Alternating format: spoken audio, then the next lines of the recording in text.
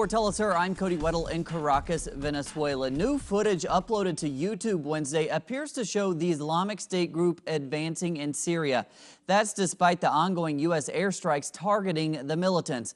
U.S. forces are leading a bombing coalition against Islamic State group targets in Iraq and Syria. At least 10 civilians have died in the past 24 hours, as well as over 100 militants. While strikes in Iraq are in cooperation with the Iraqi government, the U.S. did not receive consent from Damascus or the United Nations for the strikes in Syria. And that has left many in the international community questioning the legality of the U.S. intervention in Syria.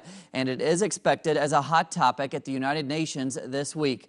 The 69th General Assembly has begun in New York City. All 193 members of the organization will be voting over the following days on questions of peace and security, as well as the admission of new members. This year, the Cuban delegation will sit at the side of General Secretary Ban Ki-moon, while Latin American presidents from Brazil, Chile, Argentina, Bolivia, and Venezuela are scheduled to speak today.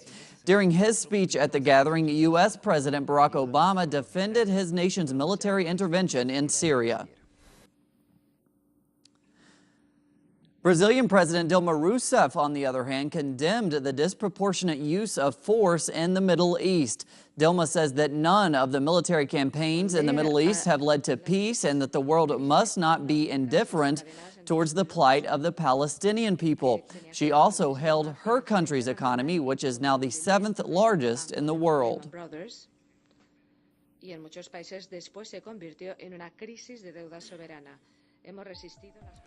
Back at home for Rousseff, her bid for re-election is looking stronger based on polls released Tuesday.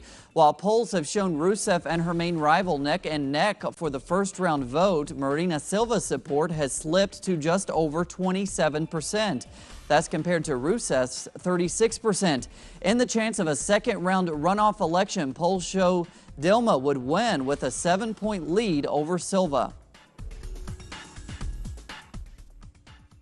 Ahead of his speech to the UN General Assembly, Venezuelan President Nicolas Maduro addressed community members in the Bronx Tuesday night. Speaking with grassroots organizations and community members, as well as human rights defenders, Maduro said that Venezuela seeks to better relations with the U.S. government. Admiramos la historia de Estados Unidos. We admire the history of the United States, and we would really like, sooner rather than later, to have a relationship based on respect and cooperation. I'm doing everything possible to have a respectful relation with President Obama and the United States government.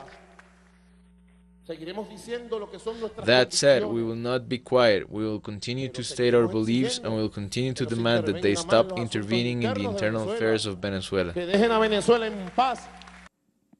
Representatives from the Colombian government, as well as the FARC guerrilla army, are back in Havana today to continue peace talks with a focus on the victims of the 50 years of violence.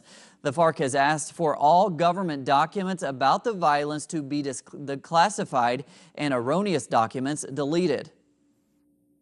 Without an end to paramilitarism and without clarification of its origin and those responsible, it will be impossible to turn the blood-stained pages of our history, written by criminals about a dirty war. There will always be uncertainty as to the end of the conflict that we are putting all of our efforts into working towards.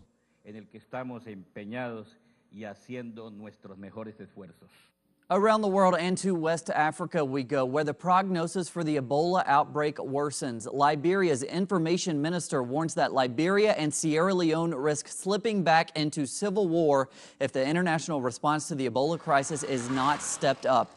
Meanwhile, the World Health Organization reported this week that 20,000 people could be affected by the end of November.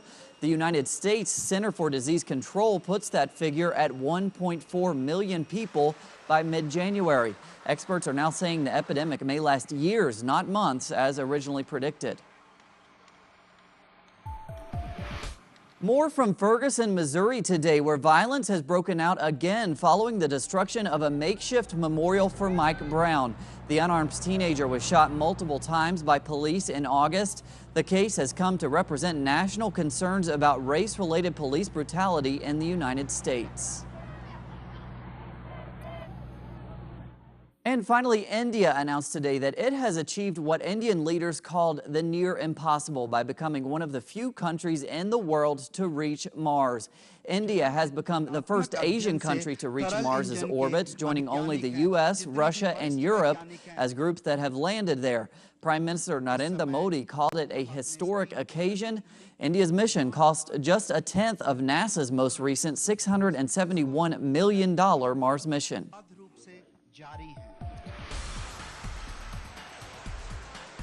As always, plenty more on those stories and others at our website. Check it out, telesurtv.net/English. For teleSUR English, I'm Cody Weddle.